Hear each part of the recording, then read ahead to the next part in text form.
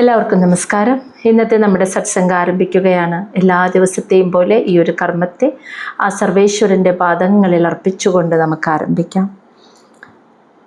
ശ്രീമദ് ഭാഗവതം പറയാനും കേൾക്കാനുമുള്ള അനുഗ്രഹവും അനുവാദവും നൽകണേ സർവേശ്വര. ഓം നമഃ ശിവായ. ഓം ഗും ഗുരുഭ്യോ നമഃ. ഓം നമോ നാരായണായ.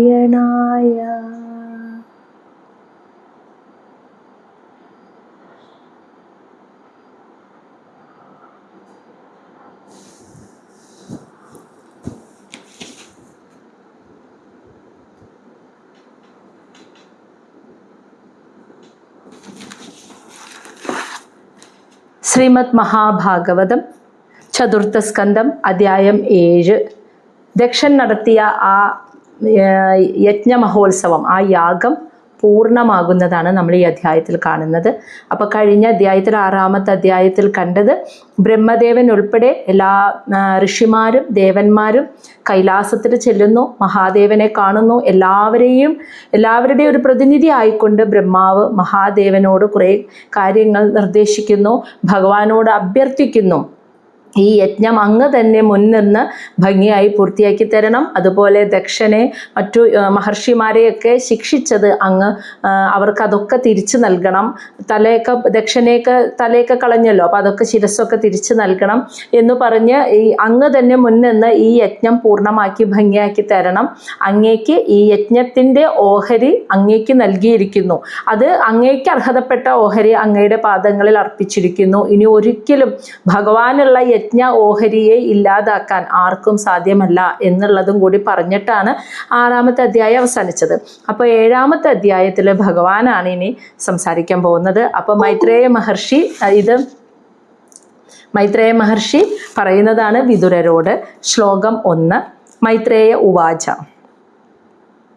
ഇതി അജേന അനുനീതേന ഭാവേന പരിതുഷ്യത അഭ്യധായി മഹാബാഹോ പ്രഹസ്യ ശ്രൂയതാം ഇതി.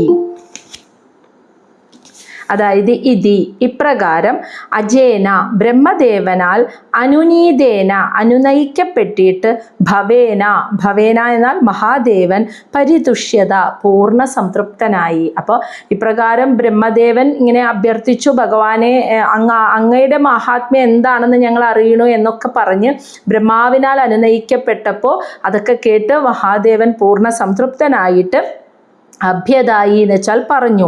മഹാബാഹു എന്ന് ഇവിടെ വിളിക്കുന്നത് മൈത്രേയ മഹർഷി വിദുരരെയാണ് കേട്ടോ.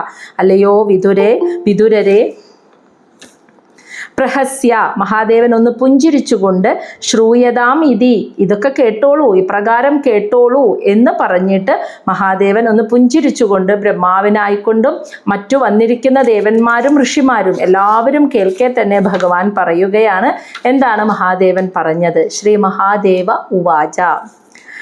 ന അഖം പ്രജാ ഈശാ ബാലാനാം വർണ്ണയേന അനുചിന്തയേ ദേവമായ അഭിഭൂതാനാം ദണ്ഡഃ തത്ര ധൃതഃ മയാ. എന്താ ഭഗവാൻ പറഞ്ഞത്? ദേവമായ അഭിഭൂതാനാം, എൻ്റെ പ്രകൃതിയുടെ ആ മായാശക്തിയാൽ എന്താ പറയുക, പ്രചോദിതമായി ബുദ്ധി നഷ്ടപ്പെട്ടിട്ട്, അതായത് ആ ബുദ്ധിഭ്രമം ബാധിച്ചിട്ട് ബാലാനാം, കുട്ടികളെ പോലെ എന്ന് പറഞ്ഞാൽ എന്താ, കുട്ടികൾക്ക് അറിവുണ്ടാവില്ലല്ലോ, അവരാ ജ്ഞാനമൊന്നും നേടിയിട്ടുണ്ടാവില്ലല്ലോ, അപ്പം അജ്ഞാനികളാണ്. അതാണ് ബാലാനാം എന്ന് പറയുന്നത്. കുട്ടികളെ പോലെ അജ്ഞരായിട്ട് അഖം പാപം, അതായത് അപരാധം, തെറ്റു പ്രവർത്തിച്ച ആളുകൾക്ക് വർണ്ണയെ ന അനുചിന്തയെ, അതായത് അതിനെക്കുറിച്ച് ഞാൻ അങ്ങനെ അനുചിന്തയെ കാര്യമായിട്ടൊന്നും അതിനെക്കുറിച്ച് വർണ്ണയെന്ന് വെച്ചാൽ ആ ഒരു വിഷയത്തെക്കുറിച്ച് അവരങ്ങനെ ചെയ്തുവല്ലോ, അവരങ്ങനെ പറഞ്ഞുവല്ലോ എന്നൊക്കെയുള്ള കാര്യത്തെക്കുറിച്ച് അതിനെക്കുറിച്ച് ഞാൻ അനുചിന്തയെ, ഞാൻ അങ്ങനെയൊന്നും ചിന്തിച്ചിരിക്കണില്ല എന്ന് ഭഗവാൻ പറയാം. അതായത് മായയിൽപ്പെട്ടിട്ടാണല്ലോ ഇപ്പം ദക്ഷൻ ഞാൻ എന്ന അഹങ്കാരത്തിൽ നിന്നുകൊണ്ട് ഇതൊക്കെ പറഞ്ഞത്. അപ്പോൾ ആ മായാശക്തിയിൽപ്പെട്ട് ബുദ്ധിഭ്രമം ബാധിച്ച് കുട്ടികളെ പോലെ അപരാധം പ്രവർത്തിക്കുന്ന ഓരോരുത്തർ പ്രവർത്തിക്കുമ്പോൾ അതിനെക്കുറിച്ച് ഇങ്ങനെ ഞാൻ ചിന്തിച്ചുകൊണ്ടിരിക്കുക, അതില്ല എന്ന്, അതിനെക്കുറിച്ചൊന്നും ഞാൻ ചിന്തിക്കണേ, അതൊന്നും എന്നെ സംബന്ധിച്ചിടത്തോളം ഒരു വിഷയമേ അല്ല. ഞാൻ എന്താണ് ചെയ്തത്? ദണ്ഡ തത്ര, അവിടെ വെച്ച് ഞാൻ ശിക്ഷിച്ചു. ധൃതഹ മയ, ധൃതഹ എന്ന് വെച്ചാൽ ശിക്ഷ കൊടുക്കുക, മയ എന്നാൽ ഞാൻ അത് അപരാധം ചെയ്തവർക്ക് ശിക്ഷ കൊടുത്തു, കഴിഞ്ഞു, അത് അവിടെ അവസാനിച്ചു. പിന്നെ ഇതിനെക്കുറിച്ച് ഇങ്ങനെ ചിന്തിച്ച് കോപം കൊണ്ട് ദേഷ്യവും അവരോടുള്ള അസ്വസ്ഥതയും മനസ്സിൽ കൊണ്ട് നടക്കുക ഇല്ല. എന്തിനാ ഞാൻ ശിക്ഷിക്കുന്നത്? ദക്ഷൻ ബ്രാഹ്മണനാണ്, അപ്പോൾ പ്രജാപതിയാണ്, ഇത്രയും ഉയർന്ന സ്ഥാനത്ത് പ്രജകളുടെ അധിപനായിട്ട് പ്രജാപതിമാരുടെ നേതാവ് എന്ന സ്ഥാനത്തിലിരിക്കുന്നു, ബ്രാഹ്മണനായിരിക്കുന്നു. ബ്രാഹ്മണൻ എന്നാൽ ജാതിയല്ല, ബ്രഹ്മത്തെ അറിഞ്ഞിരിക്കുന്ന ബ്രാഹ്മണനായിട്ടും പ്രജാപതിമാരുടെയും അധിപനായിട്ട് ഇരിക്കുന്ന സ്ഥാനത്ത് ഇരുന്നു കൊണ്ട് തെറ്റു പ്രവർത്തിച്ചാൽ എന്തായിരിക്കും ഈ പ്രപഞ്ചത്തിൻ്റെ, അപരാധം ചെയ്താൽ എന്തായിരിക്കും ഈ പ്രപഞ്ചത്തിൻ്റെ അവസ്ഥ? അപ്പം ഞാൻ എന്തു ചെയ്യും? അങ്ങനെ മായയിൽപ്പെട്ട് അപരാധം ചെയ്യുന്ന കുട്ടികളെ പോലെ അറിവില്ലായ്മ കൊണ്ട് അജ്ഞത കൊണ്ട് അപരാധം ചെയ്യുന്നവരെ ഞാൻ അപ്പോൾ ശിക്ഷിക്കും. ശിക്ഷ മീൻസ് ശിക്ഷ കൊടുക്കുന്നത് എന്തിനാന്ന് വെച്ചാൽ അവരെ നേർവഴിക്കാക്കാൻ, അല്ലാണ്ട് അവരോട് ദേഷ്യമോ വെറുപ്പോ ഒന്നുമില്ല. എല്ലാം എൻ്റെ മക്കളാണ്. അപ്പോൾ അവരെ കറക്റ്റാക്കാൻ വേണ്ടിയിട്ട് ഞാൻ അവരെ ഒന്ന് ശിക്ഷിക്കും. ശാസിച്ച് പറഞ്ഞാൽ അവർക്ക് മനസ്സിലാവില്ല. ഒന്ന് ശിക്ഷിക്കുമ്പോൾ അവർക്ക് മനസ്സിലാവും അവരുടെ തെറ്റെന്താന്ന്. അപ്പോൾ അവർ കൃത്യമായ വഴിയിലൂടെ പോരും. അതവിടെ അവസാനിച്ചു. ആ ശിക്ഷ കൊടുത്തു കഴിഞ്ഞാൽ കഴിഞ്ഞു. പിന്നെ അതിനെക്കുറിച്ച് എനിക്കൊരു ദേഷ്യമോ എൻ്റെ ചിന്തയിൽ പോലും പിന്നെ അതില്ല എന്ന് മഹാദേവൻ പറയാണ് കേട്ടോ. ശ്ലോകം 3. ഇനി അടുത്തത്, ഞാൻ എന്തൊക്കെയാണ് ആരെ എങ്ങനെയൊക്കെയാണോ ശിക്ഷിച്ചത് അവർക്ക് അതിന് ആ ശിക്ഷ ഇനി പിൻവലിക്കാൻ പറ്റില്ല. അതായത് ദക്ഷൻ്റെ തല പോയി, ഒരു മഹർഷിയുടെ കണ്ണ്, ഭൃഗു മഹർഷിയുടെ താടി ഒക്കെ പോയിണ്ടായിരുന്നല്ലോ.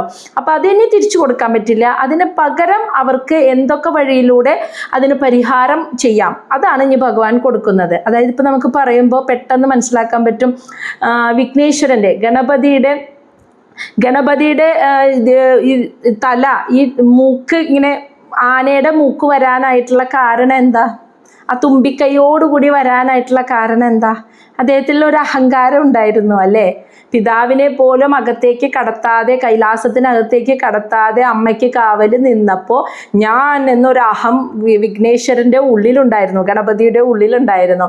അതാണ് ഭഗവാൻ ആ ശിക്ഷ കൊടുത്തിട്ട് കളഞ്ഞത്. എന്നിട്ട് ശിരസ് വെച്ച് കൊടുത്തപ്പോൾ ആനയുടെ ശിരസ്, അതായത് ഒരിക്കൽ ശിക്ഷിച്ച് കഴിഞ്ഞാൽ വീണ്ടും ആ പഴയ ശിരസ് കൊടുക്കാൻ പറ്റില്ല എന്നത്. കാരണം അങ്ങനെ കൊടുത്തു കഴിഞ്ഞാൽ ഈ ഒരു പണിഷ്മെന്റ് കിട്ടിയതിൻ്റെ ഓർമ്മ അവർക്ക് എപ്പോഴും ഉണ്ടാവണം. അപ്പൊ ഗണപതിയെ കാണുമ്പോൾ ആ ആനയുടെ തുമ്പിക്കൈയോട് കൂടിയിട്ടുള്ള മുഖത്തോടു കൂടി നമുക്ക് കാണുമ്പോൾ ഇതാണ് അതിന് കാരണം. അതായത് ഞാൻ ചെയ്ത അഹങ്കാരമാണ് ഇതിന് കാരണം എന്ന് ലോകത്തോട്, എൻ്റെ ഉള്ളിലുണ്ടായിരുന്ന അഹങ്കാരമാണ് ഈ ആനയുടെ തുമ്പിക്കൈ വരാനുള്ള കാരണം എന്ന് ലോകത്തോട് പറഞ്ഞു കൊടുക്കുകയാണ് ഗണപതി. അപ്പോൾ അത് ലോകരെ അറിയിക്കാൻ വേണ്ടിയാണ് അത് മാറാതെ നിൽക്കുന്നത്. മനസ്സിലായോ? അതുപോലെ ദക്ഷൻ്റെ ശിരസ് എടുത്തു അഹങ്കാരം കാരണം. ഇനി അതേ ശിരസ് കൊടുത്താൽ എന്തായിരിക്കും? ഈ ലോകം അറിയോ ഇങ്ങനൊരു കഥ? ഇല്ല. അപ്പോൾ പകരത്തിന് ആടിൻ്റെ ശിരസ് ദക്ഷന് വെച്ചു കൊടുക്കാണ്. അപ്പോൾ എന്നും എക്കാലത്തും ദക്ഷൻ്റെ ഓർമ്മയിലുണ്ടാവും, എന്തുകൊണ്ടാണ് എനിക്കിത് വന്നത്, എൻ്റെ ഉള്ളിലെ അഹം കാരണമാണ്. അപ്പോൾ ഇനി ഒരിക്കലും അത് ഇനി സംഭവിക്കാൻ പാടില്ല എന്ന ഓർമ്മയിൽ ദക്ഷന് ജീവിക്കാൻ പറ്റും. അപ്പോൾ അതാണ് അത്. പിന്നെ ലോകത്തിനെ അത് മനസ്സിലാക്കി കൊടുക്കാൻ കൂടി വേണ്ടിയിട്ടാണ് അങ്ങനെ ചെയ്യുന്നത്. അതാണ് ഇനി 3-4 ശ്ലോകത്തിൽ പറയുന്നത്. പ്രജാപതേഹേ ദഗ്ധശീർഷ്ണഃ ഭവതു അജമുഖം ശിരഃ മിത്രസ്യ ചക്ഷുഷാ ഈക്ഷേദ ഭാഗം സ്വം ബർഹിഷഃ ഭഗഃ. പ്രജാപതേ ദക്ഷന് ദഗ്ധശീർഷ്ണഃ, പ്രജാപതി ദക്ഷൻ്റെ ദഗ്ധശീർഷ്ണഃ എന്ന് വെച്ചാൽ അഗ്നിയിൽ ദഹിച്ചുപോയ ആ ശിരസിന് പകരം ഭവതു ഉണ്ടാകട്ടെ അജമുഖം ശിരഃ, ആടിൻ്റെ മുഖമുള്ള ഒരു ശിരസ് പ്രജാപതി ദക്ഷന് സംഭവിക്കട്ടെ, ഉണ്ടാവട്ടെ എന്ന് ഭഗവാൻ അനുഗ്രഹിച്ചു. ഇനി ഭഗന് സ്വം ബർഹിഷഃ, സ്വന്തം ബർഹിഷഃ എന്ന് വെച്ചാൽ യജ്ഞത്തിൻ്റെ ഭാഗം, ഓഹരി. എല്ലാ ദേവന്മാർക്കും യജ്ഞത്തിൻ്റെ ഓഹരി കിട്ടുമല്ലോ. അപ്പോൾ അതിൽ ഭഗൻ എന്ന ദേവന് അദ്ദേഹത്തിനുള്ള സ്വന്തം യജ്ഞത്തിൻ്റെ ആ ഓഹരി കാണാനായിട്ട്, അദ്ദേഹത്തിൻ്റെ കണ്ണാണ് ചൂഴ്ന്നെടുത്തത്, ആ കാണാൻ മിത്രസ്യ ചക്ഷുഷ ഈക്ഷതേ, മിത്രദേവന്മാരുടെ കണ്ണുകളെ ഉപയോഗിക്കാം. ആ കണ്ണുപയോഗിച്ച് കാണാം ഇനി ഭഗനേന്ന്. അപ്പം ഭഗന് തൻ്റെ യജ്ഞത്തിൻ്റെ ഓഹരി കാണാനായിട്ട്, ആ യജ്ഞത്തിന് സ്വന്തം ഓഹരി എന്താണോ അതിങ്ങനെ സ്വീകരിക്കണമെങ്കിൽ, ദേവന്മാരാണല്ലോ അത് സ്വീകരിക്കുന്നത്, അത് ഓഹരി സ്വീകരിക്കണമെങ്കിൽ, ആ വിഹിതം സ്വീകരിക്കണമെങ്കിൽ മിത്രദേവന്മാരുടെ കണ്ണുകൾ ഉപയോഗിച്ച് ഇനി അത് കാണാം. അപ്പം അദ്ദേഹത്തിന് സ്വന്തമായിട്ട് ഇനി അത് കാണാം. ആ കാഴ്ച ഇനി തിരിച്ചു കൊടുക്കാൻ പറ്റില്ല. പകരം മിത്രദേവന്മാരുടെ കാഴ്ചശക്തി അദ്ദേഹത്തിന് അതുപയോഗിച്ച് അദ്ദേഹത്തിന് കാണാം. അങ്ങനെയാണ് പരിഹാരം കൊടുക്കുന്നത്. ശ്ലോകം 4 പൂഷാത്തു യജമാനസ്യ ദഗ്ഭിഹി ജക്ഷതു പിഷഡ്ബുക്ക് ദേവാഹ പ്രകൃത സർവാംഗ യേ മാ ഉച്ചേഷണം ദദുഹു. പുഷ ദേവനായ പുഷാന് തു യജമാനസ്യ, ആ യജ്ഞം നടത്തുന്ന യജമാനൻ ആരാണോ അദ്ദേഹത്തിൻ്റെ ദദ്ഭിഹി പല്ലുകൾ കൊണ്ട് ജക്ഷതു ഭക്ഷിക്കാം. അപ്പം സ്വന്തമായിട്ട് ആ പല്ലുകളൊക്കെ ഭഗവാൻ അന്ന് എടുത്തല്ലോ, കൊഴിഞ്ഞു പോയി. അപ്പോൾ ഇനി പുഷാൻ എന്ന ദേവനെ ആരാണോ യജ്ഞം നടത്തുന്ന യജ്ഞകർത്താവ് ആ ആളുടെ പല്ലുകൾ ഉപയോഗിച്ച് ആ യജ്ഞത്തിൻ്റെ ഓഹരി കഴിക്കാൻ പല്ലുകൾ വേണമല്ലോ. അപ്പോൾ ആ പല്ലുകൾ ആ യജ്ഞകർത്താവിൻ്റെ പല്ലുകൾ ഉപയോഗിച്ച് ഇനി ഭക്ഷണം കഴിക്കാം. അല്ലെങ്കിൽ പിഷ്ടബുക്ക് എന്ന് വെച്ചാൽ ചവച്ചരച്ച് കഴിക്കണം. പല്ലില്ലെങ്കിൽ എങ്ങനെ കഴിക്കാം? ഇങ്ങനെ പേസ്റ്റ് പോലെ ആക്കിയിട്ട് കുഴമ്പ് പോലെ ആക്കിയിട്ട് കഴിക്കാമെന്ന്, അങ്ങനെയും കഴിക്കാം. അപ്പോൾ പിഷ്ടബുക്ക് എന്ന് വെച്ചാൽ അരച്ച് ചവയ്ക്കാതെ കുഴമ്പ് രൂപത്തിലാക്കിയിട്ട് കഴിക്കണമെങ്കിൽ ആ യജ്ഞ ഭാഗം ഓഹരി സ്വീകരിക്കാം. അല്ലെങ്കിൽ യജ്ഞകർത്താവിൻ്റെ പല്ലുകൾ, യജ്ഞം ചെയ്യുന്നതാരാണോ ആ വ്യക്തിയുടെ പല്ലുകൾ ഉപയോഗിച്ച് പുഷാൻ ദേവന് ആ യജ്ഞ ഓഹരി സ്വീകരിക്കാം, ഭക്ഷിക്കാം എന്ന് പറഞ്ഞു. ഇനി മാ ഉച്ചേഷണം ദദു യേ, എന്ന് വെച്ചാൽ ആരൊക്കെയാണോ എനിക്ക് ഉച്ചേഷണം ദദു, ആ യജ്ഞത്തിൻ്റെ മഹാദേവന്റെ ഓഹരി ഭഗവാന് എന്ന് പറഞ്ഞ് ദദു നൽകിയ ദേവന്മാർ ആരൊക്കെയാണോ ദേവഹ അവർക്കൊക്കെ പ്രകൃത സർവാംഗ, അവരുടെ പഴയ പോലെ തന്നെ സർവാംഗ ശരീരാവയവങ്ങൾ ആരോഗ്യത്തോടെ വരട്ടെ. കാരണം ഈ ഭൂതഗണങ്ങളുടെ കല്ലുകൾ കൊണ്ടും ആയുധങ്ങൾ കൊണ്ടുള്ള ഏറുകൊണ്ട് ശരീരം മുഴുവൻ മുറിവേറ്റിട്ടുണ്ടായിരുന്നു ദേവന്മാർക്ക്. അപ്പം മഹാദേവനുള്ള ഓഹരി മഹാദേവനെ എന്ന് തന്നെ പറഞ്ഞ് നൽകിയ എല്ലാ ദേവന്മാർക്കും പൂർണ്ണ ആരോഗ്യത്തോടെ പഴയ പോലെയുള്ള ശരീരാവയവങ്ങൾ ഉണ്ടാവട്ടെ. ദക്ഷന് ആടിൻ്റെ ശിരസ്സുണ്ടാവട്ടെ. അതുപോലെ ഭഗന് മിത്രദേവന്മാരുടെ കണ്ണുകൾ ഉപയോഗിച്ച് തൻ്റെ ഓഹരിയെ കാണാം, സ്വീകരിക്കാം. പുഷാൻ എന്ന ദേവന് യജ്ഞകർത്താവിൻ്റെ പല്ലുകൾ ഉപയോഗിച്ച് ഓഹരിയെ ഭക്ഷിക്കാം എന്നും പറഞ്ഞു. ഇനി അടുത്തത് ശ്ലോകം 5. ബാഹുഭ്യാം അശ്വിനഃ പുഷ്ണേ ഹസ്താഭ്യാം കൃതബാഹവഃ ഭവന്തു അദ്വര്യവഃ അന്യേ ബസ്ത ശ്മശ്രു ഭൃഗുഹു ഭവേത്. ബാഹുഭ്യാം ഇരു കൈകളും, അശ്വനീ ദേവന്മാരുടെ കൈകളെ പുഷാൻ എന്ന ദേവന് ഇനി ഉപയോഗിക്കാം. ഹസ്താഭ്യാം 2 കൈപ്പത്തിയെയും കൃതബാഹവഃ എന്നുവെച്ചാൽ കൈ ഉപയോഗിച്ച് ചെയ്യേണ്ട കർമ്മങ്ങൾ ചെയ്യാൻ പുഷാൻ എന്ന ദേവനെ ഇനി അശ്വനീ ദേവന്മാരുടെ ഇരു കൈകളും കൈപ്പത്തികളും ഉപയോഗിക്കാം. അതുമാത്രമല്ല ഭവന്തു എന്ന് വെച്ചാൽ അങ്ങനെ ഭവിക്കട്ടെ. അദ്വര്യവഹ എന്ന് വെച്ചാൽ പുരോഹിതന്മാർ, അന്യെന്ന് വെച്ചാൽ മറ്റുള്ളവർ.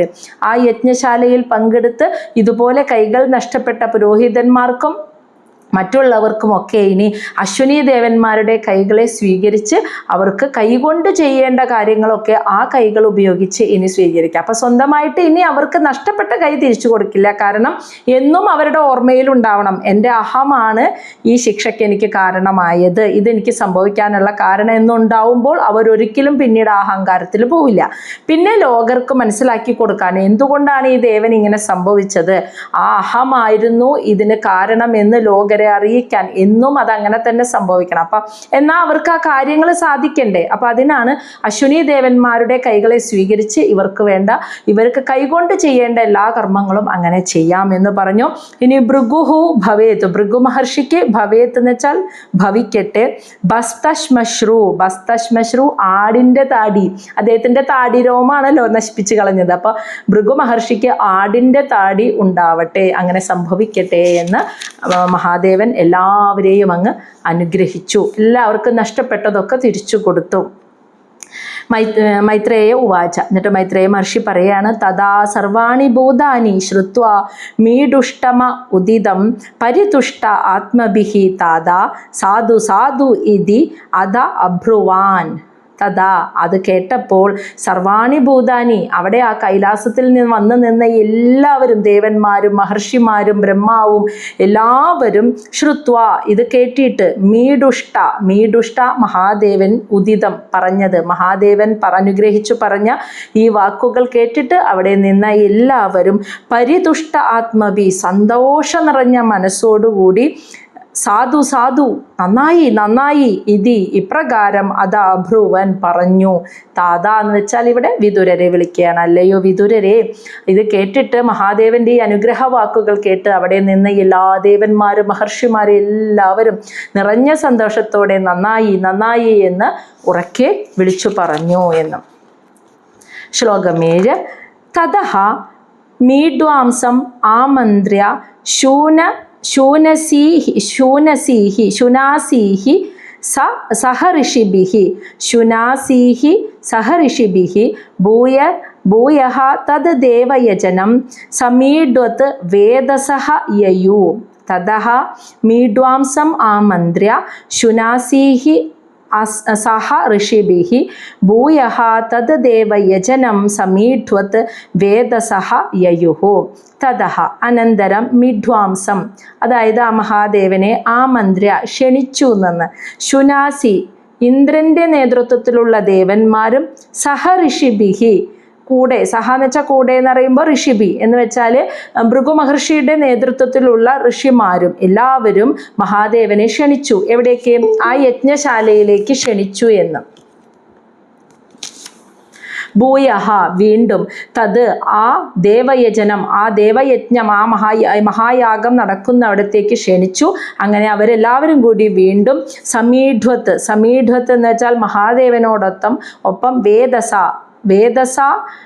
യയു അതായത് ബ്രഹ്മദേവനോടും ഒപ്പം യയു എന്ന് വെച്ചാൽ അവിടേക്ക് പോയി എന്ന്. അപ്പം അവിടെ നിന്ന് എല്ലാ മഹർഷിമാരും ദേവന്മാരും ഒരുമിച്ച് മഹാദേവനെ ക്ഷണിച്ചു. അങ്ങ് വരണം, അങ്ങ് തന്നെ ആ മഹായാഗം ഭംഗിയാക്കി നടത്തി തരണം എന്ന് പറഞ്ഞു. അങ്ങനെ അവരെല്ലാവരും ബ്രഹ്മാവും മഹാദേവനും ദേവന്മാരും ഋഷിമാരെല്ലാവരും കൂടി ആ യാഗശാലയിലേക്ക് ദക്ഷന്റെ യാഗശാലയിലേക്ക് പോയി. ശ്ലോകം 8. വിധായ കാർഷ്ണേന ച തത് യദ് ആഹ ഭഗവാൻ ഭവഃ സംദദുഃ കസ്യ കായേന സവനീയ പശോശിരഃ. വിധായ എന്ന് വെച്ചാൽ നിർവഹിച്ചു, കാർഷ്ണേന പൂർണ്ണമായിട്ടും, തത് എന്നുവെച്ചാൽ അത്, യദ് ആഹ എന്താണോ പറഞ്ഞത്, ഭഗവാൻ മഹാദേവൻ നേരത്തെ അനുഗ്രഹിച്ചുകൊണ്ട് എന്തൊക്കെയാണോ ആർക്കൊക്കെ എന്തൊക്കെ തിരിച്ചു നൽകുമെന്നാണോ പറഞ്ഞത് അതുപോലെ തന്നെ നിർവഹിച്ചു. അങ്ങനെ കസ്യ ദക്ഷന് കായേന എന്ന് വെച്ചാൽ ആ ശരീരത്തോടുകൂടി സവനീയ പശോ എന്ന് വെച്ചാൽ ഒരു യജ്ഞശാലയിൽ ബലി നടത്താനായി കൊണ്ടുവന്ന് വെച്ചിരിക്കുന്ന മൃഗം, അതാണ് സവനീയ പശു. യജ്ഞശാലയിൽ ബലിക്കായി കൊണ്ടുവച്ചിരിക്കുന്ന, ബലികർമ്മത്തിനായി കൊണ്ടുവച്ചിരിക്കുന്ന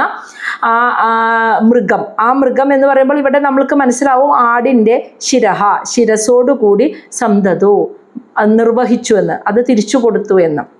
അപ്പം മഹാദേവൻ പറഞ്ഞ പോലെ തന്നെ എല്ലാ കാര്യങ്ങളും അവിടെ ചെയ്തു.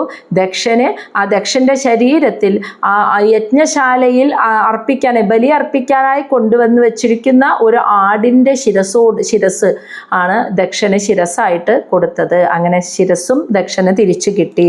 ശ്ലോകം 9. സന്ധ്യമാനേ ശിരസി ദക്ഷഃ രുദ്രാഭിവീക്ഷിതഃ സദ്യ സുപ്ത ഇവ ഉത്തസ്തൗ ദദൃശ്യേ ച അഗ്രതഃ മൃഡം. സന്ധ്യമാനേ അതായത് ചേർക്കപ്പെട്ടു, ശിരസി തൻ്റെ ശിരസ്, ദക്ഷന്റെ ശരീരത്തിനോട് തൻ്റെ ശിരസ് ചേർക്കപ്പെട്ടപ്പോൾ, അതായത് ആടിൻ്റെ ശിരസ് ചേർക്കപ്പെട്ടപ്പോൾ ദക്ഷന് കാണാൻ പറ്റി. അപ്പോഴാണല്ലോ കാഴ്ച കിട്ടിയത്. അപ്പോഴാ രുദ്ര അഭിവീക്ഷിത മഹാദേവന്റെ ഒരു നോട്ടം ദക്ഷനിലേക്ക് വരുന്നത് ദക്ഷൻ അപ്പം കണ്ടുന്ന്. ആ കണ്ടപ്പോൾ സദ്യ അപ്പോൾ തന്നെ സുപ്ത ഇവ ഉറക്കത്തിൽ ഇവ എന്ന പോലെ ഉത്തസ്തോ ചാടിയണീറ്റു.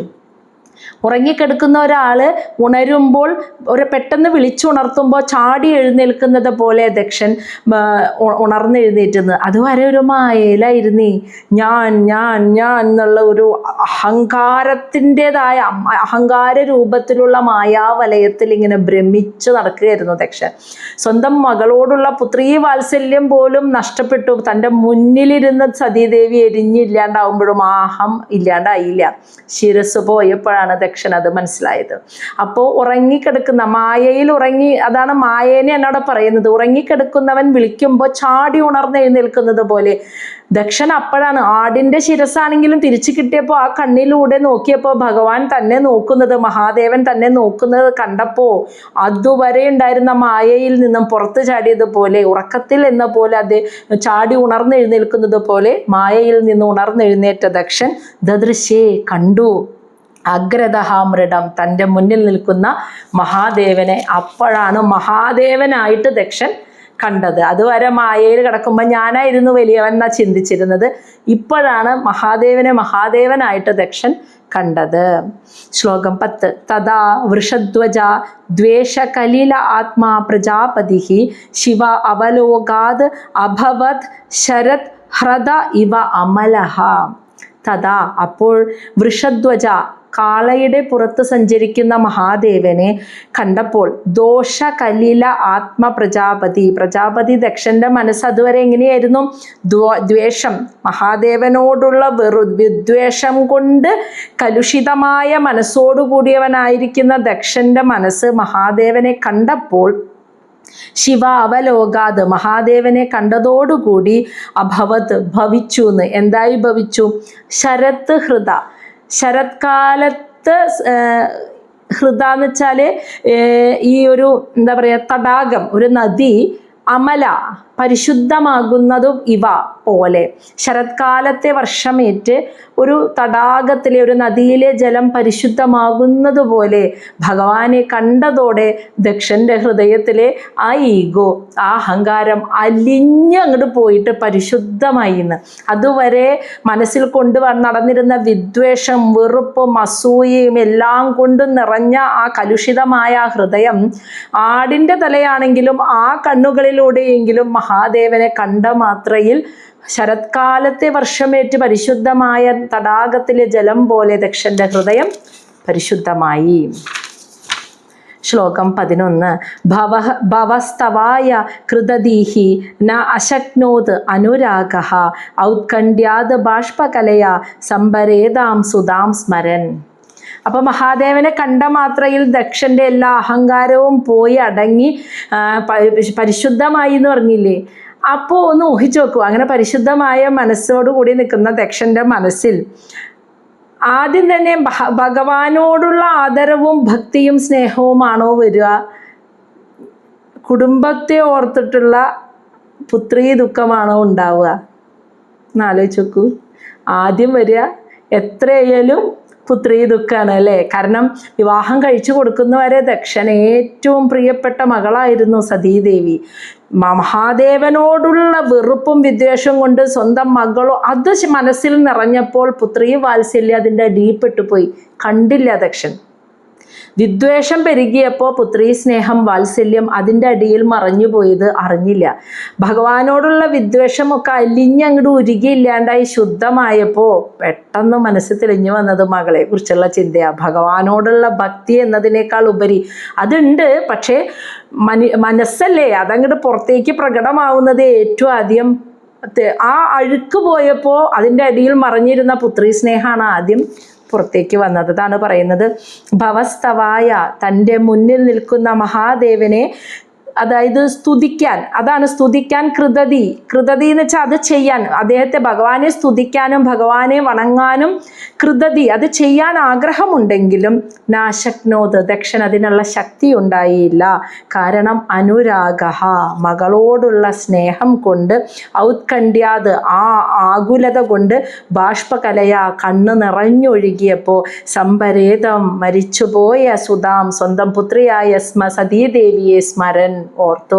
തൻ്റെ മുന്നിൽ നിന്നിട്ടാണ് സതി ഭസ്മമായി പോകുന്നത്. കണ്ടു നിന്നിട്ട് പോലും തടഞ്ഞില്ല, എതിർത്തില്ല, ചെയ്യരുത് മോളെ എന്ന് പറഞ്ഞില്ല. ഇപ്പോഴാണ് അത് ഓർത്തത്. ആ അഹങ്കാരം അങ്ങോട്ട് പോയപ്പോഴേ മനസ്സിൽ നിന്ന് നുരഞ്ഞു പൊന്തി വന്നത് ഭക്തിയേക്കാൾ ഉപരി മകളോടുള്ള സ്നേഹമായിരുന്നു. അത് കണ്ടില്ലല്ലോ എന്ന്. അപ്പോൾ ആ സ്നേഹം കൊണ്ട് ഭഗവാനെ സ്തുതിക്കണം എന്ന് എല്ലാ സമയത്ത് ആ മകള് പോയി. അപ്പം അത്രയ്ക്ക് ഉണ്ടായിരുന്നു സതിയോടുള്ള സ്നേഹം എന്നാണ് മനസ്സിലാക്കേണ്ടത്. അപ്പോൾ ഭഗവാനെ സ്തുതിക്കാൻ പോലുമുള്ള ശക്തി ഉണ്ടായില്ല എന്ന്. അത്രയ്ക്ക് ആൾക്ക് മരിച്ചുപോയ മകളെ ഓർത്ത് കണ്ണ് നിറഞ്ഞൊഴുകി. ആ വിഷമം അദ്ദേഹത്തിന് സഹിക്കാൻ പറ്റിയില്ല. ശ്ലോകം 12. കൃച്ഛ്രാത് സംസ്തഭ്യ ച മനഃ പ്രേമ വിഹ്വലിതഃ സുധിഃ ശശംസ നിർവ്യളീകേന ഭാവേന ഈശം പ്രജാപതി. കൃച്ഛ്രാത് വളരെ പരിശ്രമിച്ചിട്ട് സംസ്തഭ്യ സ്വയം ഇങ്ങനെ മനസ്സിനോട് പറഞ്ഞ് സാന്ത്വനിപ്പിച്ചു. മനഃ സ്വന്തം മനസ്സിനെ, പ്രേമവിഹ്വലിത അതായത് മകളോടുള്ള പുത്രീ വാത്സല്യത്താൽ ഇങ്ങനെ ദുഃഖിച്ചിരിക്കുന്ന ആ മനസ്സിനെ സുധി എന്ന് വെച്ചാൽ സത്ചിന്തകൾ നിറഞ്ഞ ബുദ്ധി വന്ന, അതാണ് പറയുന്നത് സുധി എന്ന്. നല്ല ചിന്തകളോടുകൂടി, അഹങ്കാരമില്ലാത്ത സത്ചിന്തകളോടുകൂടിയ ബുദ്ധി, അങ്ങനെ തെളിഞ്ഞ ബുദ്ധി വന്ന ദക്ഷൻ്റെ ഉള്ളിൽ ആ മകളോടുള്ള സ്നേഹത്തോടുള്ള ദുഃഖത്തെ അദ്ദേഹം കൃച്ഛ്രാത് വളരെ പ്രയാസപ്പെട്ട് തന്നെ സ്വയം പറഞ്ഞ് സാന്ത്വനിപ്പിച്ചിട്ട് ശശംസ സ്തുതിച്ചു. നിർവ്യളീകേന ഭാവേന നിഷ്കളങ്കമായ മനസ്സോടെ ഈശം ആ മഹാദേവനെ പ്രജാപതി ദക്ഷൻ എന്നിട്ട് സ്തുതിച്ചു. ശ്ലോകം 13 ദക്ഷൻ ഭഗവാനെ സ്തുതിച്ചതാണ്. ദക്ഷ ഉവാച ഭൂയാൻ അനുഗ്രഹഃ അഹോ ഭവത കൃതോ മേ ദണ്ഡഃ ത്വയാ മയി ധൃതഃ യത് അഭി പ്രലബ്ധഃ ന ബ്രഹ്മബന്ധുഷു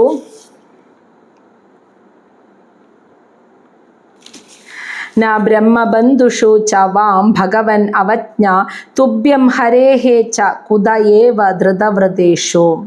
ഇവിടെ എന്താ പറയുന്നത്? അഹോ, ദക്ഷൻ പറയാൻ കേട്ടാ, അഹോ അത്ഭുതം തന്നെയാണ് ഭഗവാനെ. ഭൂയാൻ അനുഗ്രഹ, വലിയൊരു അനുഗ്രഹമാണ് അങ്ങനെക്ക് തന്നത്. ഭവതഃ അങ്ങയാൽ കൃതോ മേ എനിക്ക് തന്നത്, എനിക്ക് ചെയ്തു തന്നത് അങ്ങ് വലിയൊരു അനുഗ്രഹമാണ്. കാരണം യത് അഭിപ്രലബ്ധ ഞാൻ അങ്ങയെ വളരെയധികം അപമാനിച്ചു, അങ്ങയോട് വലിയൊരു അപരാധം ചെയ്തു. ദണ്ഡ ത്വയി മയി ധൃതഃ അങ്ങ് എന്നെ അതിൽ ശിക്ഷിക്കുകയും ചെയ്തു. പക്ഷേ എന്നോടൊരു ദേഷ്യമോ വെറുപ്പോ വിദ്വേഷമോ അല്ലെങ്കിൽ എന്നെ എല്ലാവരുടെ മുന്നിൽ വെച്ച് അപമാനിച്ചു, അപരാധം ചെയ്തു, വ്യക്തിപരമായിട്ടുള്ളൊരു ദേഷ്യമല്ല ഭഗവാന് തോന്നിയത്. ഈ ലോകത്തെ നയിക്കേണ്ട പ്രജാപതിമാരിൽ ഒരാൾ, ബ്രാഹ്മണൻ, ബ്രഹ്മത്തെ അറിഞ്ഞവൻ, പ്രജാപതിമാരുടെയും അധിപൻ, ഇത്രയും ഉയർന്ന സ്ഥാനത്തിരുന്നിട്ട് ഞാൻ എന്ന അഹങ്കാരത്തിൽ ഇരുന്ന് പ്രവർത്തിച്ചാൽ അതല്ലേ ലോകം കാണുക? അപ്പോൾ വേദം നശിക്കും, പ്രപഞ്ചം നശിക്കും. അത് പാടില്ല എന്ന് കരുതിയിട്ടാണ് ഭഗവാൻ എന്നെ ശിക്ഷിച്ചത്. അല്ലാതെ മഹാദേവനെ അപമാനിച്ചു, എന്നെ അപമാനിച്ചു എന്നുള്ള ദേഷ്യമല്ല മഹാദേവൻ. അതാണ് പറയുന്നത്, ഞാൻ അങ്ങയെ ഏതൊക്കെ രീതിയിൽ അപമാനിച്ചു, യത് അഭിപ്രലബ്ധ തെറ്റു ചെയ്തു, പക്ഷേ അതിലെ അങ്ങ് എന്നെ ശിക്ഷിക്കുകയും ചെയ്തു. പക്ഷെ അതിനേക്കാൾ ഉപരി അതാണ് പറയുന്ന അത്ഭുതം തന്നെ, ഏറ്റവും വലിയൊരു അനുഗ്രഹമാണ്. കാരണം എന്നെ അങ്ങ് കറക്റ്റ് ചെയ്തു. ഞാൻ പോണ വഴി തെറ്റാണെന്ന് മനസ്സിലായപ്പോൾ അങ്ങ് എന്നെ കറക്റ്റ് ചെയ്തു. വലിയൊരു അനുഗ്രഹമാണ് അതുകൊണ്ട് എനിക്ക് തന്നത്. തെറ്റായ വഴി കൂടെ പോയാൽ എന്താ സംഭവിക്കുക?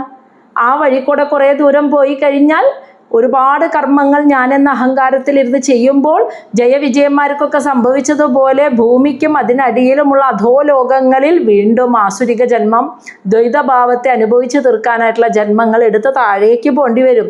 എത്രയോ ജന്മങ്ങളുടെ പുണ്യം കൊണ്ടും നിഷ്കളങ്ക ഭാവം കൊണ്ടും ആയിരിക്കണം ദക്ഷൻ എന്ന പ്രജാപതി സ്ഥാനം, ആ പ്രജാപതി സ്ഥാനം ദക്ഷൻ എന്ന സോളിന്, ആ ആത്മാവിന് കിട്ടിയിട്ടുണ്ടാവുക.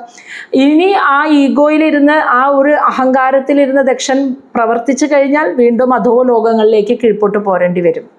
അപ്പോൾ എന്നെ ആ ഒരു നരകത്തിലേക്ക് തള്ളിയിടാതെ എൻ്റെ വഴി തെറ്റി ഞാൻ പോകുന്നത് ഞാൻ പോലും അറിയാതെ ഞാൻ മായയിൽ പെട്ടുപോയപ്പോൾ എന്നെ ശിക്ഷിച്ച് വലിയൊരു അനുഗ്രഹമാണ് അങ്ങനെക്ക് തന്നത്. അപ്പോൾ ദക്ഷന് ശരിക്കും മനസ്സിലായി കാര്യം എന്താണെന്ന്. നാ ബ്രഹ്മബന്ധുഷു ച വാം ഭഗവാൻ അവജ്ഞയ. ഇവിടെ പറയുന്നത് ഭഗവാൻ അവജ്ഞ എന്ന് വെച്ചാൽ ഭഗവാനായിട്ടുള്ള തുഭ്യം അങ്ങും ഹരേഹേ ച മഹാവിഷ്ണുവും ശ്രീഹരിയും, അതായത് ഭഗവാനായ അങ്ങും ശ്രീഹരിയും അവജ്ഞ അവഗണിക്കാറില്ല. അവജ്ഞ വെച്ചാൽ അവഗണിക്കുക, എന്നാന്ന് വെച്ചാൽ ഇല്ല. ആര്? ബ്രഹ്മബന്ധുഷു, ബ്രാഹ്മണനായിട്ട് ജനിച്ചിട്ട് ബ്രാഹ്മണന്മാർക്ക് നിരക്കാത്ത അപരാധങ്ങൾ ചെയ്യുന്നവരെ പോലും അങ്ങും മഹാവിഷ്ണുവും അവജ്ഞയോട് കാണാറില്ല എന്ന്. അവരെ പോലും ബ്രാഹ്മണർക്ക് നിരക്കാത്ത പ്രവൃത്തി ചെയ്യാന്ന് വെച്ചാൽ ഇവിടെ ജാതിയല്ല ഉദ്ദേശിക്കുന്നത്. ബ്രാഹ്മണൻ എന്നാൽ ബ്രഹ്മത്തെ അറിഞ്ഞ് ജീവിക്കുന്നവൻ. ആ ബ്രഹ്മത്തെ അറിഞ്ഞു കഴിഞ്ഞാൽ പിന്നെ അഹങ്കാരം ഉണ്ടാവാൻ പാടില്ല. മനസ്സിലായോ? അതാണ് ബ്രാഹ്മണൻ എന്ന് പറയുന്നത്. അങ്ങനെ ഒരു അവസ്ഥയിൽ ജീവിച്ചിട്ട് പിന്നെ അഹങ്കാരത്തിൽപ്പെട്ട് പോവുകയാണെങ്കിൽ അവൻ ബ്രാഹ്മണന് നിരക്കാത്ത പ്രവൃത്തിയാണ് ചെയ്യുക. അതാണ് പറയുന്നത്, ബ്രാഹ്മണനായി ജനിച്ചിട്ടും ബ്രഹ്മബന്ധുഷു, ബ്രാഹ്മണർക്ക് നിരക്കാത്ത പ്രവൃത്തി ചെയ്യുന്നവരോട് പോലും അങ്ങേക്കും സാക്ഷാൽ ശ്രീഹരിക്കും ഒരു അവഗണനയോ വെറുപ്പോ ഇല്ല. അപ്പോൾ പിന്നെ കുതയേവ, എങ്ങനെ ഉണ്ടാവാനാണ്? ധൃതവ്രതേഷു, കഠിനവ്രതം ചെയ്യുന്ന ബ്രഹ്മത്തിൽ ചരിക്കുന്ന ബ്രാഹ്മണന്മാരോട് എങ്ങനെ ദേഷ്യം തോന്നാനാണ് അങ്ങേക്ക്? ഞാനിവിടെ ചെയ്യുന്നത് ഒരു ദുഷ്കർമ്മമല്ല, മഹായാഗം, ഈ പ്രപഞ്ചത്തിൻ്റെ നന്മയ്ക്ക് വേണ്ടിയുള്ള ഒരു യജ്ഞ മഹോത്സവമാണ് ഞാൻ ഈ കഠിന വ്രതത്തോടും വ്രതനിഷ്ഠയോടും കൂടി ചെയ്യുന്നത്. അപ്പം എന്നോട് ഒരിക്കലും ഒരു അവജ്ഞയോ അവഗണനയോ വെറുപ്പോ അങ്ങേക്കും മഹാവിഷ്ണുവിനും ഒന്നും ഉണ്ടാവില്ല എന്ന് എനിക്കറിയാം. അതാണ് ഇവിടെ ദക്ഷൻ പറയുന്നത്. ഞാൻ അങ്ങയെ അപമാനിച്ചതിന് അങ്ങ് എന്നെ ശിക്ഷിച്ചു, പക്ഷേ ആ ശിക്ഷയിലൂടെ വലിയൊരു അനുഗ്രഹമാണ് അങ്ങ് എനിക്ക് ചെയ്തു തന്നത്. എൻ്റെ വഴി അങ്ങ് എനിക്ക് കറക്റ്റാക്കി തന്നു. തെറ്റായി പോയിക്കൊണ്ടിരിക്കുക, ഞാൻ പോലും അറിയാതെ മായയിലൂടെ തെറ്റിലേക്ക് പോയപ്പോൾ എന്നെ കൃത്യമാക്കി അങ്ങ് തന്നു. കാരണം എനിക്കറിയാം അങ്ങേക്കും ഭഗവാൻ ശ്രീഹരിക്കും ഈ ബ്രഹ്മത്തെ അറിഞ്ഞു ചരിക്കുന്ന ബ്രാഹ്മണനായി ജനിച്ചിട്ട് പിന്നീട് ബ്രാഹ്മണർക്ക് നിരക്കാത്ത പ്രവൃത്തി ചെയ്യുന്ന അധർമ്മികളോട് പോലും ഒരു ദേഷ്യവുമില്ല, അവഗണനയുമില്ല, അവജ്ഞയില്ല. അപ്പോൾ പിന്നെ ദൃഢവ്രതരായ ബ്രഹ്മജ്ഞന്മാരോട് ഭഗവാന്മാർക്ക്, മഹാദേവനും മഹാവിഷ്ണുവിനും എങ്ങനെ കുതയേവാന്ന് വെച്ചാൽ എങ്ങനെ ഒരു വെറുപ്പും അവഗണനയും ഉണ്ടാവും? അപ്പോൾ എന്നോട് ഒരിക്കലും അത് തോന്നില്ല. കാരണം അത്രയും ദൃഢവ്രതത്തോട് ഒരു മഹായാഗമാണ് ഇവിടെ ചെയ്യുന്നത്. ഇത് നശിപ്പിക്കണം എന്നല്ല എൻ്റെ മഹാദേവനും മഹാവിഷ്ണുവും ആഗ്രഹിച്ചത്. എൻ്റെ അഹങ്കാരം, എൻ്റെ ഉള്ളിലെ അഹങ്കാരത്തെ ശമിപ്പിച്ച് എൻ്റെ വഴി കൃത്യമാക്കണം. അതാണ് ഭഗവാൻ ചെയ്തത് എന്ന് എനിക്ക് മനസ്സിലായി എന്നാണ് ദക്ഷൻ പറഞ്ഞത്. ശ്ലോകം 14. വിദ്യഃ തപഃ വൃതധരാൻ മുഗതഃ സ്മ വിപ്രാൻ ബ്രഹ്മ ആത്മതത്വമവിതും പ്രഥമം ത്വം അസ്രാക് തദ് ബ്രാഹ്മണാൻ പരമ സർവവിഭത്സുപാസി പാലഃ പശൂൻ ഇവ വിഭോ പ്രഗൃഹീതദണ്ഡഃ. അതായത് മഹാദേവൻ വിദ്യ, തപസ്, വ്രതധരാൻ, ആത്മവിദ്യ, തപസ് ചെയ്യുക, കഠിന വ്രതം അനുഷ്ഠിക്കുക, ഇതൊക്കെ ചെയ്യുന്ന ബ്രാഹ്മണന്മാരെ മുഖതഃ, ആ മഹാദേവൻ, ആ ഭഗവാന്റെ മുഖതഃ എന്ന് വെച്ചാൽ മുഖത്ത് നിന്ന് ബ്രഹ്മ എന്ന് വെച്ചാൽ ബ്രഹ്മാവിൻ്റെ, അതായത് ആ ബ്രഹ്മാവായിരിക്കുന്നതും അങ്ങ് തന്നെയാണ്. ബ്രഹ്മ വിഷ്ണു മഹേശ്വരന്മാർ ഒരേ ഒരു പ്രകൃതി ശക്തി. ആ വിരാട് പുരുഷന്റെ മുഖത്തു നിന്നും ഉത്ഭവിച്ച ബ്രഹ്മദേവന്റെ മുഖത്തു നിന്നും ആത്മതത്വം അവിതും, ആത്മതത്വത്തെ പ്രചരിപ്പിക്കുവാൻ വേണ്ടിയിട്ട് പ്രഥമം, ആദ്യമായിട്ട് ത്വം അസൃക്ക്, അങ്ങ് ബ്രാഹ്മണരെ അല്ലേ സൃഷ്ടിച്ചത് എന്ന്. അതാണ് ത്വം അസൃക്ക് എന്ന് വെച്ചാൽ മഹാദേവൻ തന്നെ. ആ മുഖതഃ എന്ന് വെച്ചാൽ ആ ബ്രഹ്മാവിൻ്റെ, മഹാദേവൻ തന്നെയാണ് ബ്രഹ്മാവായിരിക്കുന്നതും മഹാവിഷ്ണു ആയിരിക്കുന്നതും. അപ്പം അതേ അങ്ങ് തന്നെ ആ ബ്രഹ്മാവിൻ്റെ മുഖത്ത് നിന്നും ആത്മവിദ്യ പഠിച്ച് കഠിനവ്രതം അനുഷ്ഠിച്ച് തപസ് അനുഷ്ഠിക്കുകയും ചെയ്യുന്ന സത്യസന്ധരായിട്ടുള്ള ബ്രാഹ്മണന്മാരെ ബ്രഹ്മാവിൻ്റെ മുഖത്ത് നിന്നും സൃഷ്ടിച്ചത് ഈ ലോകത്ത് ആത്മവിദ്യയെ പ്രചരിപ്പിക്കാൻ വേണ്ടിയാണല്ലോ. അപ്പോൾ പറയുന്നത് എന്നെ പോലെയുള്ള ദക്ഷനെ പോലെയുള്ള ബ്രാഹ്മണന്മാരെ ഈ ലോകത്തിൽ ആത്മവിദ്യ പ്രചരിപ്പിക്കാൻ വേണ്ടിയാണ് അങ്ങ് തന്നെ ബ്രഹ്മാവിൻ്റെ മുഖത്ത് നിന്നും സൃഷ്ടിച്ചത്. തത് ബ്രാഹ്മണാൻ, ആ ബ്രാഹ്മണർ പരമഹ, അല്ലയോ ഭഗവാനെ മഹാദേവ, സർവവിഭത്സുപാഹി, ആ ബ്രാഹ്മണരെ എല്ലാ ആപത്തുകളിൽ നിന്നും അപകടങ്ങളിൽ നിന്നും മായയിൽ നിന്നൊക്കെ സംരക്ഷിച്ചു കൊണ്ടുപോകുന്നത് സർവവിഭത്സുപാസി അങ്ങാണല്ലോ ഭഗവാനെ. അങ്ങ് തന്നെ ആ മഹാബ്രഹ്മാവിൻ്റെ മുഖത്ത് നിന്ന് ഈ ലോകത്തിന് ആത്മവിദ്യ പ്രചരിപ്പിക്കാൻ എന്നെപ്പോലെയുള്ള ബ്രാഹ്മണന്മാരെ, ആത്മവിദ്യയെ അറിഞ്ഞ് തപസ് ചെയ്ത് കഠിന വ്രതം അനുഷ്ഠിക്കുന്ന ബ്രാഹ്മണന്മാരെ സൃഷ്ടിച്ചു. ഞാൻ ഉൾപ്പെടെയുള്ള ബ്രാഹ്മണന്മാരെ വഴി തെറ്റിപ്പോകുമ്പോൾ അവരുടെ കൃത്യമായി അവരെ ഒരാപത്തിലും മായയിലും പെടാതെ അവരെ സംരക്ഷിച്ചു കൊണ്ടുപോകുന്നതും അങ്ങ് തന്നെയാണ്. എന്നിട്ടൊരു ഉദാഹരണം പറയാണ്. പാല ഒരു സംരക്ഷകനെ പോലെ, പശുക്കളെ സംരക്ഷിക്കുന്ന ഒരു കാലിയെ മേച്ച് നടക്കുന്ന ഒരാളെ പോലെ, ഹേ വിഭോ, അല്ലയോ മഹാദേവ, പ്രഗൃഹീത ദണ്ഡ, കയ്യിലൊരു വടിയും കൊണ്ട്, ആടിനെ മേയ്ക്കുന്നവർ കയ്യിലൊരു വടി ഉണ്ടാവും. ഇതിനെ അടിച്ച് ശിക്ഷിക്കാനല്ല, കൂട്ടം തെറ്റി പോകുമ്പോൾ ഇങ്ങനെ തട്ടിക്കൊടുക്കാൻ. അപ്പോൾ അത് കറക്റ്റ് വടി കൊണ്ട് ഇങ്ങനെ തട്ടുമ്പോൾ ആടുകൾ കറക്റ്റ് വഴി കൂടെ, പശുക്കൾ കറക്റ്റ് എല്ലാതും ഒരുമിച്ച് പോവും. കൂട്ടം തെറ്റി ആരെങ്കിലും പോവുകയാണെങ്കിൽ അതിനെ കൂട്ടത്തിലേക്ക് നിർത്താൻ വേണ്ടിയാണ് ആ വടി കൈപിടിച്ചിരിക്കുന്നത്, അല്ലാതെ കുറെ ശിക്ഷിക്കാനും അടിക്കാനും അല്ല. അപ്പൊ കയ്യിൽ ഒരു വടി പിടിച്ച് പശുക്കളെ സംരക്ഷിച്ച് കാലിയെ മേച്ചു നടക്കുന്ന ഒരു സംരക്ഷകനെ പോലെ ബ്രാഹ്മണന്മാരെ വഴിതെറ്റാതെ മായയിൽ പെടാതെ സംരക്ഷിക്കുന്നതും അങ്ങ് തന്നെയാണല്ലോ. അപ്പൊ ബ്രാഹ്മണരെ സൃഷ്ടിച്ചതും, ബ്രഹ്മാവായിക്കൊണ്ട് ബ്രാഹ്മണനെ സൃഷ്ടിച്ചതും, മഹാവിഷ്ണുവിനെ പോലെ ബ്രാഹ്മണനെ സംരക്ഷിക്കുന്നതും അങ്ങ് തന്നെയാണല്ലോ മഹാദേവ എന്നാണ് ആ ശ്ലോകത്തിൽ പറഞ്ഞത്. ശ്ലോകം 15. യഹ അസൗ മയാ അവിദിത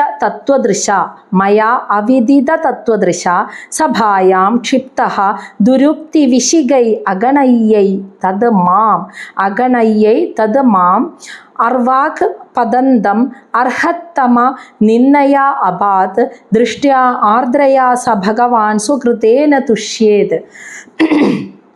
യഹ അസൗ, ആ ഭഗവാനെ, മയ, അങ്ങനെയുള്ള മഹാദേവൻ, അതായത് ബ്രഹ്മാവായിക്കൊണ്ട് ബ്രാഹ്മണരെ സൃഷ്ടിച്ചും ആത്മവിദ്യയെ പ്രചരിപ്പിക്കാനുള്ള ബ്രാഹ്മണരെ സൃഷ്ടിച്ചും മഹാവിഷ്ണുവിനെ പോലെ, ഒരു പശുവിനെ പോലെ, കാലിമേയ്ക്കുന്നവനെ പോലെ ബ്രാഹ്മണരെ സംരക്ഷിക്കുന്നവനുമായിരിക്കുന്ന ആ മഹാദേവനെ, മയ, ഞാൻ, ദക്ഷൻ പറയാണ്, ഞാൻ അവിദിത തത്വദൃശ, തത്വം, ആ യഥാർത്ഥ തത്വത്തെ അവിദിത, അനുഭവിച്ച്, ദൃശ, കാണാതെ, അനുഭവിച്ചറിയാതെ, സഭായാം, അപ്പോൾ അങ്ങയുടെ യഥാർത്ഥ തത്വം എന്താണെന്ന് അനുഭവിച്ചോ മനസ്സിലാക്കാതെ അങ്ങനെയുള്ള മഹാദേവനെയാണ് ഞാൻ സഭായാം, സഭയിൽ വെച്ച്, ക്ഷിപ്ത ദുരുക്തി വിശികൈ, ദുഷ്ടമായ വാക്കുകളാകുന്ന ആയുധങ്ങൾ കൊണ്ട് ക്ഷിപ്ത, മുറിവേൽപ്പിച്ചു ആ മഹാദേവനെ. എന്നിട്ട് അതൊന്നും മനസ്സിൽ വെക്കാതെ, മാം, അഗണ്യയാന്ന് വെച്ചാൽ മനസ്സിൽ വെക്കാതെ, വകവെക്കാതെ, മാം, എന്നെ, അർവാക്ക് പദന്തം, താഴെ അധോലോകങ്ങളിൽ, ഇതിൻ്റെ കർമ്മഫലം അനുഭവിക്കാൻ താഴേക്കുള്ള അധോലോകങ്ങളിൽ വീണ്ടു പോകേണ്ട എന്നെ, അർഹത്തമ നിന്നയ അബാത്ത്, ബഹുമാനിക്കപ്പെടേണ്ടവരെ നിന്ദിച്ച മഹാപാപം ചെയ്ത എന്നെ അധോലോകങ്ങളിലേക്ക് താഴ്ന്നു പോകാതെ അപാത്, രക്ഷിച്ചു. കൂടുതൽ തെറ്റ് ഞാൻ ഭഗവാൻ കണ്ടില്ല എന്ന് വെച്ചിരുന്നെങ്കിൽ ഞാൻ അതിലൂടെ കൂടുതൽ തെറ്റുകൾ ചെയ്തിട്ട് അതിൻ്റെ പ്രാരാബ്ധം അനുഭവിക്കാൻ അധോലോകങ്ങളിലേക്ക് പോകേണ്ടി വന്നേനെ. അപ്പോൾ അധോലോകങ്ങളിലേക്ക് വീണു പോകാതെ ആ ഭഗവാൻ എന്നെ അപാത്, രക്ഷിച്ചു. ദൃഷ്ട്യ ആർദ്രയ, ആ കരുണാർദ്രമായ ആ ഒരു നോട്ടത്താൽ, സഹ ഭഗവാൻ, അല്ലയോ ഭഗവാനെ, സുകൃതേന തുഷ്യേത്, അങ്ങയുടെ ആ സുകൃതം തന്നെ അതിൽ തന്നെ അങ്ങ് തുഷ്യേത് എന്ന് വെച്ചാൽ സംതൃപ്തനാകൂ എന്ന്. എന്താ ദക്ഷൻ്റെ മനസ്സിൽ നിന്ന് വരുന്ന ഒരു വികാരം നോക്കൂല്ലേ, എന്താ അല്ലേ? അതായത് ഭഗവാനെ, അങ്ങയുടെ ആ യഥാർത്ഥ തത്വം എന്താണെന്ന് അനുഭവത്തിലൂടെ മനസ്സിലാക്കാൻ കഴിയാത്ത, അറിവില്ലാത്ത ഞാൻ വലിയൊരു സഭയിൽ വെച്ച് അങ്ങയെ പരുഷമായ വാക്കുകളാകുന്ന ആയുധങ്ങൾ കൊണ്ട് മുറിവേൽപ്പിച്ചു.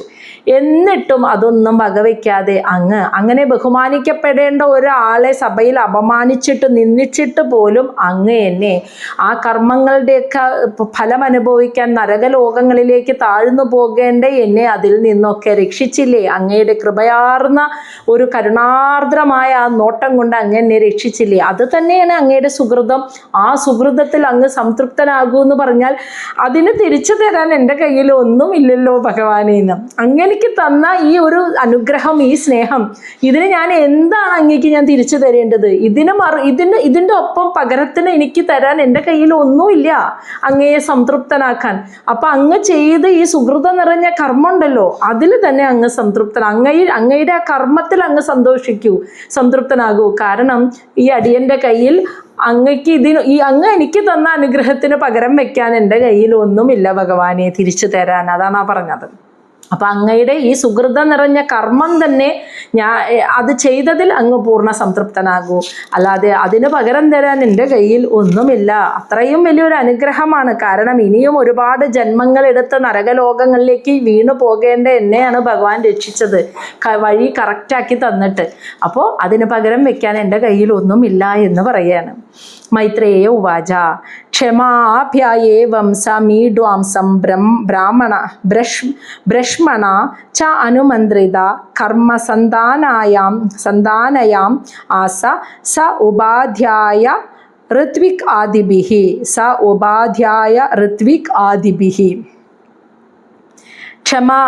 ക്ഷമ ചോദിച്ചു. ഏവം ഇപ്രകാരം സഹ ആ ദക്ഷൻ മീഡ്വാംസം മഹാദേവനോട് ഇപ്രകാരം ദക്ഷൻ ക്ഷമ ചോദിച്ചു. എന്നിട്ട് ബ്രഹ്മാവിനാൽ നിർദ്ദേശിക്കപ്പെട്ട് ച അനുമന്ത്രിത അദ്ദേഹത്താൽ നിർദ്ദേശിക്കപ്പെട്ട് കർമ്മ സന്താനയാം ആസ ആ മഹായജ്ഞത്തെ അവരങ്ങനെ ചെയ്യാൻ ആരംഭിച്ചു എന്ന്. അപ്പോൾ ബ്രഹ്മദേവന്റെ നിർദ്ദേശപ്രകാരം ദക്ഷൻ അങ്ങനെ മഹാദേവനോട് ക്ഷമയൊക്കെ ചോദിച്ചു. അതിനുശേഷം അവരൊരുമിച്ച് ആ മുടങ്ങിപ്പോയ യാഗം പുനരാരംഭിച്ചു. സഹ ഉപാധ്യായ എല്ലാവരോടൊപ്പം. അപ്പോൾ ഉപാധ്യായ എന്ന് വെച്ചാൽ ജ്ഞാനിമാരായ മുനികൾ, ഋത്വിക് പുരോഹിതന്മാർ, ആദിപി മുതലായവരെല്ലാം ചുറ്റുണ്ടായിരുന്നു. അങ്ങനെ അവിടെ മഹായാഗം വീണ്ടും ആരംഭിച്ചു. യജ്ഞം ദക്ഷൻ തുടങ്ങി വെച്ച യജ്ഞം പുനരാരംഭിച്ചു. ഇനി ഇപ്പോൾ യജ്ഞത്തിനൊരു തടസ്സം സംഭവിച്ചു അല്ലേ? അപ്പോൾ യജ്ഞത്തിനൊരു തടസ്സം സംഭവിക്കാതിരിക്കണമെങ്കിൽ ആരവിടെ ഉണ്ടാവണം? ആരാ യജ്ഞപുരുഷനായിട്ടുള്ള ആള്? മഹാവിഷ്ണു അല്ലെ? യജ്ഞപുരുഷൻ മഹാവിഷ്ണു. ഇപ്പൊ ഈ ദക്ഷൻ നടത്തിയ ഈ മഹായജ്ഞത്തിനൊരു തടസ്സം നേരിട്ട് കുറേ എന്താ പറയാ കലുഷിതമായ നാശനഷ്ടങ്ങളൊക്കെ അവിടെ ഉണ്ടായി. ആ ഒരു യജ്ഞം തടസ്സമില്ലാതെ നടക്കണമെങ്കിൽ യജ്ഞപുരുഷൻ അവിടെ ഉണ്ടാവണം. യജ്ഞപുരുഷൻ മഹാവിഷ്ണുവാണ്. അപ്പോൾ ഇവരാദ്യം തന്നെ ഈ യജ്ഞം തടസ്സം കൂടാതെ നിർവഹിക്കാൻ ആദ്യം മഹാവിഷ്ണുവിനെയാണ് സംതൃപ്തനാക്കുന്നത്. അതാണ് കാണുന്നത് ശ്ലോകം 17. വൈഷ്ണവം യജ്ഞസന്തത്यै ത്രികപാലം ദ്വിജോത്തമഃ പുരോഡാംശം നിരവപൻ വീര സംസർഗശുദ്ധയേ. വൈഷ്ണവം മഹാവിഷ്ണുവിനെ യജ്ഞസന്തത്यै ആ യജ്ഞം ഇനി തടസ്സം കൂടാതെ നടക്കുന്നതിന് വേണ്ടി മഹാവിഷ്ണുവിനെ എന്താ പറയുക സംതൃപ്തനാക്കാൻ ത്രികപാലം അതായത് 3 യജ്ഞപാത്രങ്ങളിലായിട്ട് ദ്വിജോത്തമ ബ്രാഹ്മണന്മാർ പുരോഡാംശം എന്ന ഹവിസ് അർപ്പിച്ചു. നിരവപൻ എന്നുവെച്ചാൽ അർപ്പിച്ചു. വീര സംസർഗശുദ്ധയെ അതായത് മഹാദേവന്റെ വീരഭദ്രസ്വാമികളും മറ്റു ഭൂതഗണങ്ങളും കൊണ്ട് സംസർഗം അവരുടെ സംസർഗത്താൽ അവിടെ ഉണ്ടായ നാശനഷ്ടങ്ങളുടെയും ആ കലുഷിതമായ അന്തരീക്ഷമൊക്കെ ഉണ്ടല്ലോ അതിനെ ശുദ്ധീകരിക്കാനായിട്ട് ഈ എല്ലാ ദേവന്മാരും മഹാദേവനും ബ്രഹ്മാവും ദക്ഷനും ഒക്കെ കൂടിയിട്ട് ആദ്യം തന്നെ യജ്ഞപുരുഷനായ മഹാവിഷ്ണുവിനെ അവിടേക്ക് വരുത്തണം. അദ്ദേഹത്തിൻ്റെ അനുഗ്രഹം വേണം. അപ്പോൾ 3 യജ്ഞപാത്രങ്ങളിലായിട്ട് പുരോഡാംശം എന്ന ഹവിസിനെ അർപ്പിച്ചുകൊണ്ട് അവര് മഹാവിഷ്ണുവിനെ സംതൃപ്തനാക്കാനായിട്ട് അർപ്പണം ചെയ്തു എന്നാണ് പറയുന്നത്. ശ്ലോകം 18. അധ്വാരുണ്യ ആത്തഹവിഷ യജമാനഃ വിശാം പദേ ധിയാ വിശുദ്ധയാ ദദ്യൗ തഥാ പ്രാദുഹു അഭൂത് ഹരി. അധ്വാരുണ്യ അതായത് യജുർവേദത്തിലെ മന്ത്രങ്ങൾ ഉച്ചരിച്ച് ആത്തഹവിഷ കയ്യിൽ ഹവിസ് എടുത്ത് യജ്ഞത്തിൻ്റെ യജമാനനായിരിക്കുന്ന ദക്ഷൻ വിശാം പദേ അല്ലയോ വിതുരരെ മൈത്രേയ മഹർഷി പറഞ്ഞു കൊടുക്കുകയാണ്. അല്ലയോ വിതുരരെ യജ്ഞകർത്താവായ ദക്ഷൻ ആ ഹവിസ് കയ്യിലെടുത്ത് യജുർവേദ മന്ത്രങ്ങൾ ജപിച്ച് ധിയാ വിശുദ്ധയാ പരിശുദ്ധമായ മനസ്സോടെ ദദ്യൗ എന്ന് വെച്ചാൽ അർപ്പിച്ചു. തഥാ വളരെ പെട്ടെന്ന് തന്നെ ആ സമയത്ത് പ്രാദു അഭൂത് ഹരി സാക്ഷാൽ ശ്രീഹരി അവിടെ പ്രത്യക്ഷനായി ഭവിക്കുകയും ചെയ്തു. അപ്പോൾ വളരെ നിഷ്കളങ്കമായ മനസ്സോടെ ശുദ്ധമായ മനസ്സോടെ ദക്ഷൻ ആ ഹവിസ് കയ്യിലെടുത്ത് ആ യജ്ഞപാത്രങ്ങളിലേക്കായി സമർപ്പിച്ച് പ്രാർത്ഥിച്ചപ്പോൾ മഹാവിഷ്ണു സംതൃപ്തനായിട്ട് ആ യജ്ഞശാലയിൽ വന്ന് പ്രത്യക്ഷപ്പെട്ടു. ഇനി 2-3 ശ്ലോകങ്ങളിൽ ഭഗവാന്റെ വരവ് എങ്ങനെയായിരുന്നു എന്ന് അല്ലേ, നമ്മുടെ ശ്രീഹരിയല്ലേ, മഹാവിഷ്ണു അല്ലേ, ആ വരവ് എങ്ങനെയായിരിക്കും? ശ്ലോകം 19 തഥാ സ്വപ്രഭയാ തേഷാം ദ്യോദ്യന്ത്യ ദിശഃ ദശ മുഷ്ണൻ തേജഃ ഉപനീത താർക്ഷ്യേണ സ്തോത്രവാചിനഃ. തഥാ അപ്പോൾ സ്വപ്രഭയാ സ്വന്തം തേജസ് കൊണ്ട് മുഷ്ണൻ തേജ അവിടെ ഉണ്ടായിരുന്ന തേഷാം അവിടെ ഉണ്ടായിരുന്ന മറ്റെല്ലാവരുടെ തേജസ്സിനെയും ഇല്ലാതാക്കിക്കൊണ്ട് അതിനെയൊക്കെ തോൽപ്പിക്കുന്ന പോലെയായിരുന്നു. അവിടെ ആരൊക്കെ ഉണ്ടോ ആ യജ്ഞശാലയിൽ അവരുടെ ഒക്കെ തേജസ്സിനെയും തോൽപ്പിക്കുന്ന പോലെയുള്ള തേജോ പ്രഭാവത്താൽ സ്വന്തം പ്രഭാവത്താൽ ദ്യോദ്യന്ത്യ അവിടെയൊക്കെ പ്രകാശിപ്പിച്ച് ദിശഃ ദശ 10 ദിക്കുകളും പ്രകാശിപ്പിച്ചുകൊണ്ട് സ്തോത്രവാചിന താർക്ഷ്യേണ എന്ന് വെച്ചാൽ ആരാന്നറിയാലോ, ഗരുഡന്റെ. സ്തോത്രവാചിന എന്ന് വെച്ചാൽ ബൃഹത്ത് എന്നും രഥന്തര എന്നും പേര് വിളിക്കപ്പെടുന്ന 2 ചിറകുകൾ, അതാണ് പറയുന്നത്. ബൃഹത്ത് എന്നും രഥന്തര എന്ന് വിളിക്കപ്പെടുന്ന 2 ചിറകുകളുള്ള ആ ഗരുഡന്റെ പുറത്തേറിയിട്ടാണ് മഹാവിഷ്ണു അവിടേക്ക് എത്തിയത്. അദ്ദേഹത്തിന്റെ വരവ് ദിക്കുകളെ എല്ലാം പ്രകാശിപ്പിച്ചുകൊണ്ട് അവിടെയുള്ള എല്ലാവരുടെയും തേജസ്സിനെ തോൽപ്പിക്കുന്ന തേജസ്സോടുകൂടിയാണ് മഹാവിഷ്ണു അവിടേക്ക് സന്നിഹിതനായത്, ഗരുഡന്റെ പുറത്തേറിയിട്ട്. ഇനി അദ്ദേഹത്തിൻ്റെ ആ വരവ്, ആ ഭംഗി, അതാണ് ഇവിടെ പറയുന്നത്. ശ്യാമഃ ഹിരണ്യരശനഃ അർക്കകിരീടജുഷ്ടഃ നീലാളക ഭ്രമരമണ്ഡിതകുണ്ടലാസ്യ കമ്പു അബ്ജ ചക്ര ശര ചാപഗത അസി ചർമ്മവ്യഗ്രൈഹി ഹിരൺമയഭുജൈഹി ഇവ കർണികാരഃ. ശ്യാമനിറം അല്ലേ, കറുത്ത നിറം. ഹിരണ്യരശനഃ സ്വർണം കൊണ്ടുള്ള വസ്ത്രം ധരിച്ച് അർക്ക കിരീടജുഷ്ട സൂര്യനെ പോലെ അർക്കനെ പോലെ പ്രകാശിക്കുന്ന കിരീടം ധരിച്ച് നീലളക എന്ന് വെച്ചാൽ കുറുനിര, കറുത്ത കുറുനിര. അത് ഭ്രമരം, അതിങ്ങനെ കറുത്ത കുറുനിരകൾ ഇങ്ങനെ വീണ് കിടക്കുന്നു. പിന്നെ മണ്ഡിത കുണ്ടലാസ്യ കാതിലെ വലിയ രത്നങ്ങൾ പതിപ്പിച്ചിട്ടുള്ള കമ്മലിൻ്റെ തിളക്കമുണ്ട് മുഖത്ത്. പിന്നെ കമ്പു ശംഖ്, അബ്ജം താമര, ചക്രം, ശരം, ചാപങ്ങള്, ഗദ, അസി എന്ന് വെച്ചാൽ വാള്, ചർമ്മ എന്ന് വെച്ചാൽ പരിച എന്നിങ്ങനെയുള്ള വിഗ്രഹി ആയുധങ്ങളും കയ്യിലെടുത്ത് ഹിരൺമയഭുജൈ കയ്യിൽ ഇഷ്ടം പോലെ കുറേ സ്വർണ്ണവളകൾ ഇട്ടിട്ടുണ്ട്, അതിൻ്റെ തിളക്കം, അതാണ് സ്വർണം പോലെ തിളങ്ങുന്ന ഭുജൈഹി കൈകളോടുകൂടിയ ആ ഭഗവാൻ കർണികാര ഒരു പുഷ്പവൃക്ഷം വരുന്ന പോലെയായിരുന്നു അവിടേക്ക് വന്നത് എന്ന്. അപ്പോൾ ഇരുനിറവും സ്വർണത്തിൻ്റെ വസ്ത്രങ്ങളും സൂര്യനെ പോലെ തിളങ്ങുന്ന കിരീടവും ധരിച്ച് കറുത്ത കുറുനിരകൾ, കാതിലെ എന്താ പറയുക കുണ്ടലങ്ങൾ, മകരകുണ്ടലത്തിൻ്റെ തിളക്കം കവിളിലേക്ക്, പിന്നെ ശംഖ്, താമര, ചക്രം, ശരങ്ങൾ, ചാപം, ഗദ, വാള്, പരിച തുടങ്ങിയ ആയുധങ്ങൾ കയ്യിൽ പിടിച്ച് കയ്യിലുള്ള സ്വർണ്ണവളകളുടെ തിളക്കത്തോടുകൂടിയ കൈകളോടുകൂടി ഒരു കർണികാര എന്ന് പറഞ്ഞാൽ ഒരു പുഷ്പവൃക്ഷം പോലെ മഹാവിഷ്ണു ആ യജ്ഞശാലയിലേക്ക് വന്നു. ഇനിയും കഴിഞ്ഞിട്ടില്ല ആ വർണ്ണന. ശ്ലോകം 21 വക്ഷസി അധിശ്രിതവധുഹു വനമാലി ഉദാരഹാസ അവലോകകലയാ രമയൻ ച വിശ്വം പാർശ്വഭ്രമത് വ്യജന ചാമര രാജഹംസഃ ശ്വേതാദപത്ര ശശിനഃ ഉപരി രജ്യമാനഃ. വക്ഷസി ഭഗവാന്റെ മാറിൽ ആരാ അധിശ്രിതവധുഹു ഭഗവാന്റെ മാറിൽ ലക്ഷ്മി ദേവി ഇങ്ങനെ സ്ഥിതി ചെയ്യുന്നു, വനമാല ചാർത്തിയിരിക്കുന്നു, ഉദാരഹാസ മനോഹരമായ പുഞ്ചിരി, അവലോകകലയ ആ കടക്കൺ നോട്ടം, വിശ്വം രമയൻ ലോകത്തെ മുഴുവൻ രമിപ്പിക്കുന്ന കടക്കൺ നോട്ടവും അതുപോലെ മനോഹരമായ പുഞ്ചിരിയോടും വനമാല ചാർത്തി മാറിൽ ലക്ഷ്മി ദേവിയോടുകൂടിയാണ് ഭഗവാൻ അവിടെ വന്നത്. ഇനി പാർശ്വഭ്രമത് ഭഗവാന്റെ പാർശ്വം ചുറ്റിലും ബ്രഹ്മത്ത് എന്ന് വെച്ചാൽ മുകളിലേക്കും താഴേക്കും ഇരുവശങ്ങളിലേക്കും ഇങ്ങനെ ആടുന്ന വ്യജന ചാമരം വെൺചാമരവും ഉണ്ടായിരുന്നു. അത് രാജഹംസം അരയന്നങ്ങളെ പോലെ വെള്ള നിറത്തിലുള്ള വെൺചാമരം 2 ഭഗവാന്റെ ചുറ്റും ഇങ്ങനെ താഴേക്കും മുകളിലേക്കും ഇങ്ങനെ വീശുന്നുണ്ട്. അത് കാണുമ്പോൾ അരയന്നം പോലെയായിരുന്നു.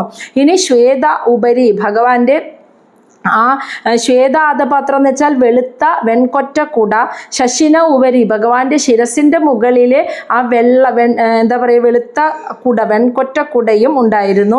രജ്യമാനഹ ഇവയാൽ പ്രകാശിക്കുന്ന രൂപത്തിലായിരുന്നു ഭഗവാൻ ആ യജ്ഞശാലയിൽ അവതരിച്ചത്. അപ്പം ഗരുഡൻ്റെ പുറത്തേറിയിട്ട് ലക്ഷ്മീദേവി മാറിടത്തിൽ വസിക്കുന്ന മാറിടത്തിൽ വനമാല ചാർത്തി മനോഹരമായ പുഞ്ചിരിയോടെ ഈ ലോകത്തെ രമിപ്പിക്കുന്ന കടക്കൺ നോട്ടത്തോടും കൂടി ഭഗവാന്റെ രണ്ട് സൈഡിലും ആ വെഞ്ചാമരം ഇങ്ങനെ വീശിയടിക്കുന്ന അരയന്നങ്ങളെ പോലെ തോന്നിക്കുന്ന വെഞ്ചാമരവും ശിരസിന് മുകളിലായിട്ട് വെൺകൊറ്റക്കുടയുടെ തിളക്കവും കൊണ്ട് അലങ്കരിക്കപ്പെട്ടിട്ടാണ് മഹാവിഷ്ണു ആ യജ്ഞശാലയിലേക്ക് സന്നിഹിതനായത് എന്ന് പറയാണ്.